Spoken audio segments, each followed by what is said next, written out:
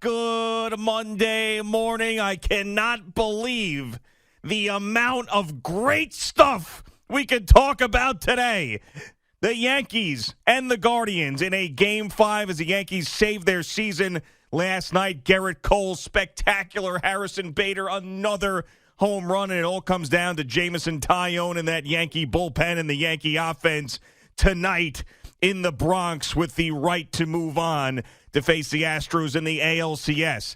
The Jets go into Green Bay and blow out the Green Bay Packers and Aaron Rodgers. An unbelievable performance by their defense and special teams, and the offense certainly did enough. And the New York Giants, I said it last week, if they beat the Ravens, then they're capable of anything, and they're probably going to go to the playoffs. They beat the Ravens. So this team at this point is capable of anything. And in the NFC at 5-1, where the conference is down, I think they're going to the playoffs. I really do. I don't see, if you look at the schedule, I don't see how they don't.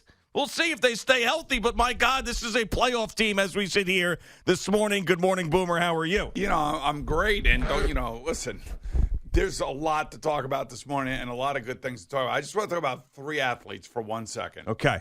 All right. One, and all three have kind of dealt with criticism in some way, shape, or form, and have looked at criticism and said, you know what, go screw. I'm just going to go out and do what I get paid to do and who I am as a player. Mm-hmm. Okay? The first player is Saquon Barkley. Okay. So Saquon Barkley came into this year, had a lot to prove, playing on, for a contract, whether he stays here, whether he ends up getting traded. You and I were talking about that. I don't think they'll trade him now.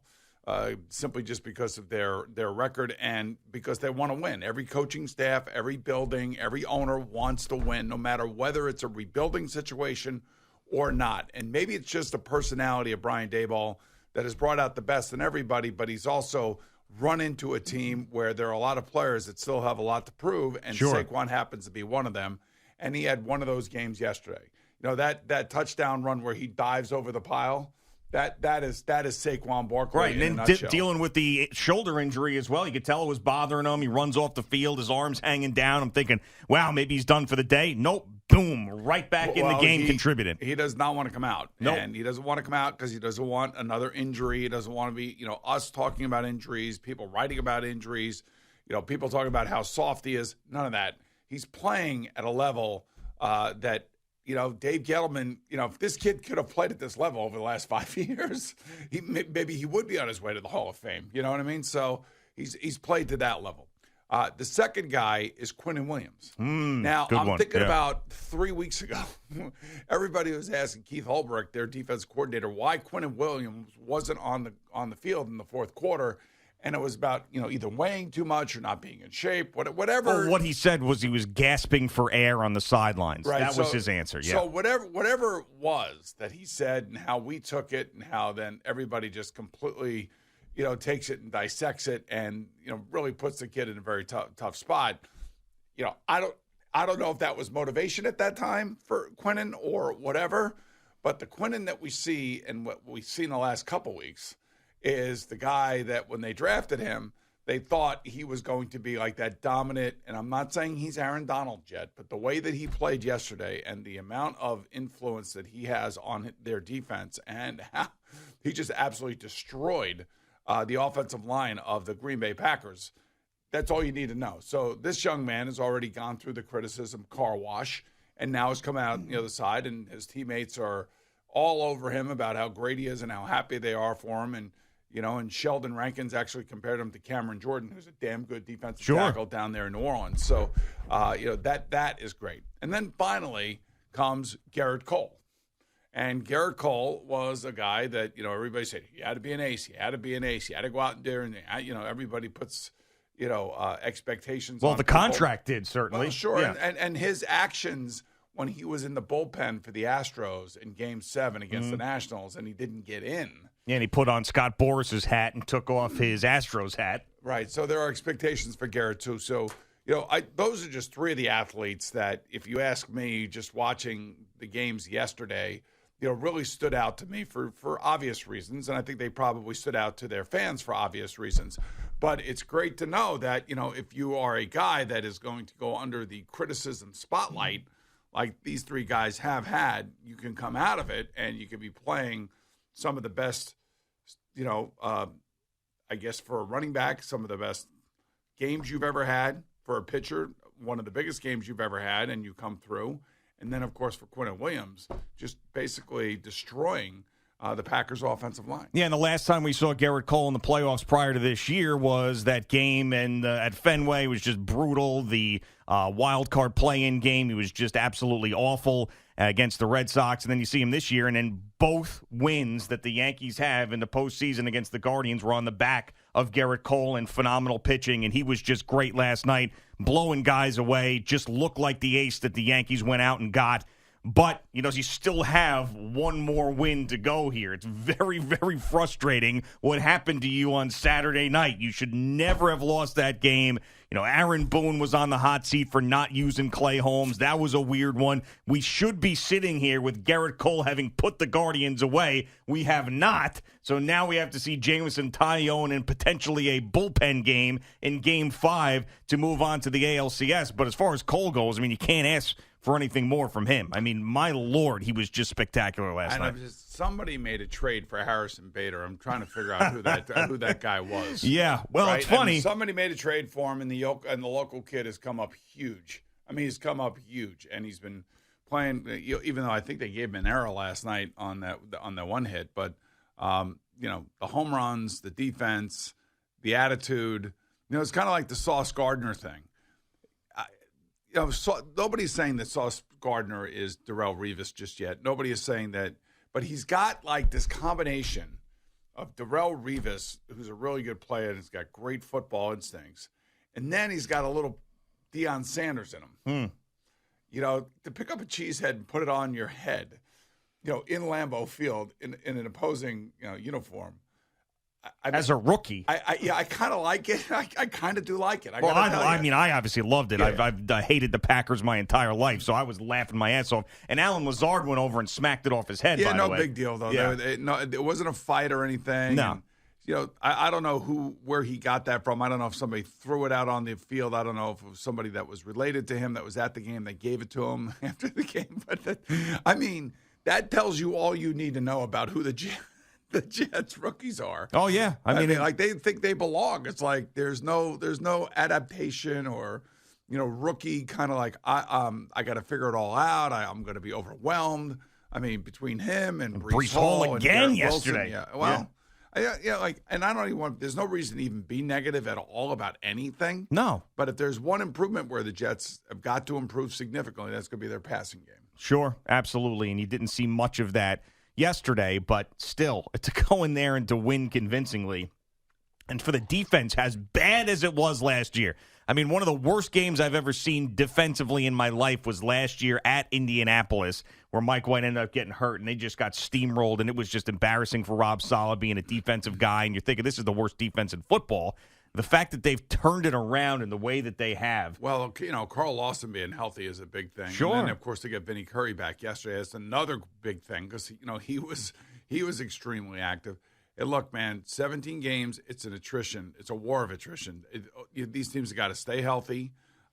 They got to be able, especially the Giants. I feel like, that Giant game yesterday in the fourth quarter, and Lamar Jackson turning the ball over and Daniel Jones not turning the ball over.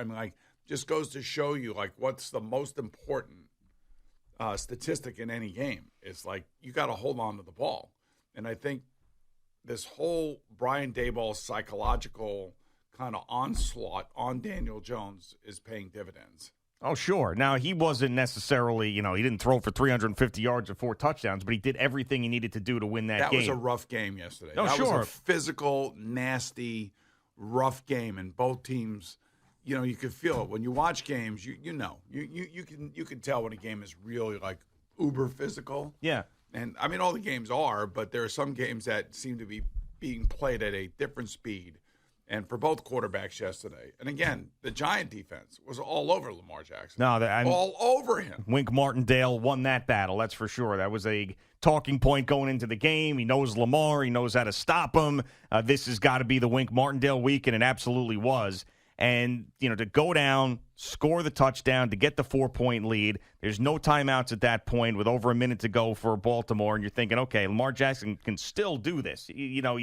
But this is a spot where he doesn't normally excel. Kayvon Thibodeau said no. Right, and that was that. And how about that? How great is that? I mean, he gets his first sack. Right, and then he's in tears at the end of the game. Did you see that? Yeah, He's I filming saw himself crying. Okay, great. Okay, that's good. Fine. He was emotional, man. I know you. And look, whatever. Everybody's different. There's no worries about that. Just keep getting the quarterback.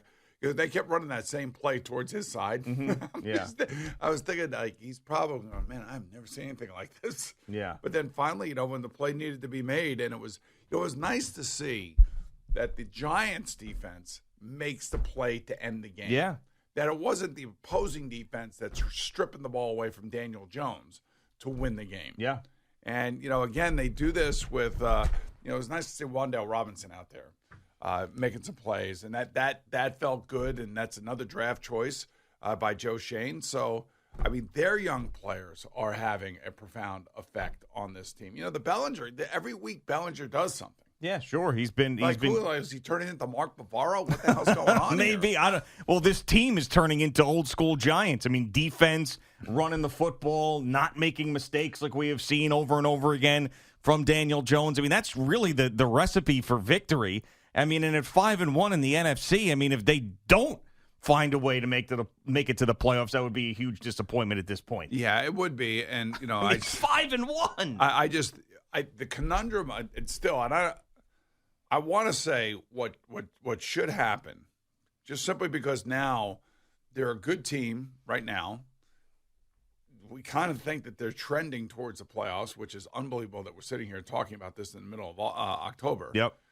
And they have two guys that are playing in the final years of their contracts. Now, they can obviously tag them if they want and do whatever they want.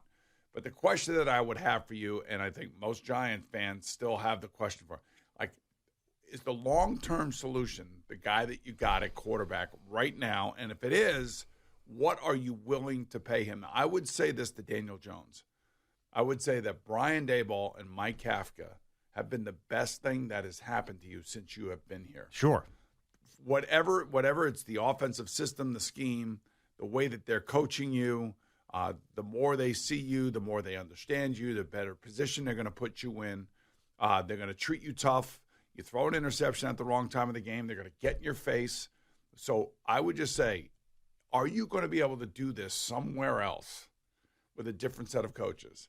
Well, I think for Daniel Jones, of course, he wants to stay. There's no doubt about that. Yeah, but the question is, how much? Man, I don't know. They're not going to franchise tag him because that number is insane for a quarterback. So there's absolutely no way that is on the table.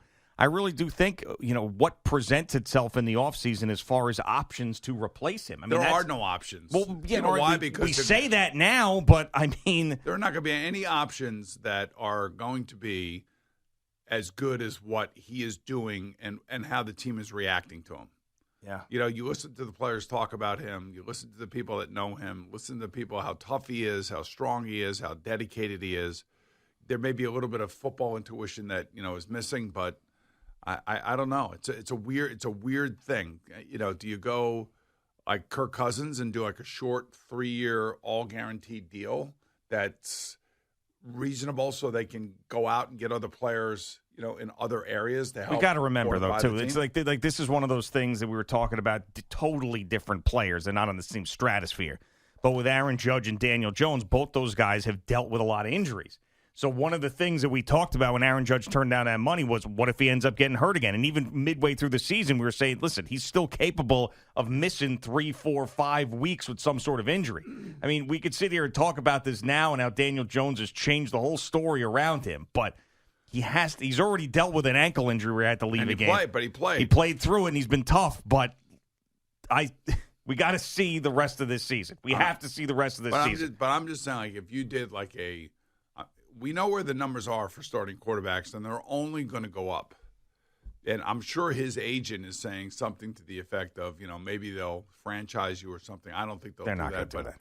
But if the Giants went to, and it's amazing how things change just in a matter of 2 weeks. 2 tough wins against 2 what we thought were pretty good teams. Yeah, the Packers might stink, but who knows? I don't think they stink, but I still think it's tough. They're a tough team to beat, and when you have a Hall of Fame quarterback, they have to do something. They have to either bring in Odell Beckham Jr. or something. They need something else. Right. They're not. It's just not good enough with what they have. But to go back to Daniel Jones, I mean,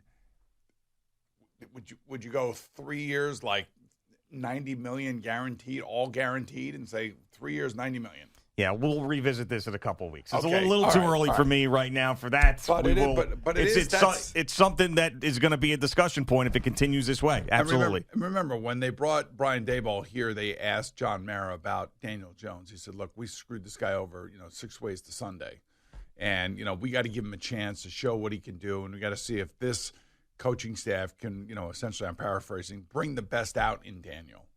And I would say that after initial bad interception in Tennessee, they've brought the best out in Daniel.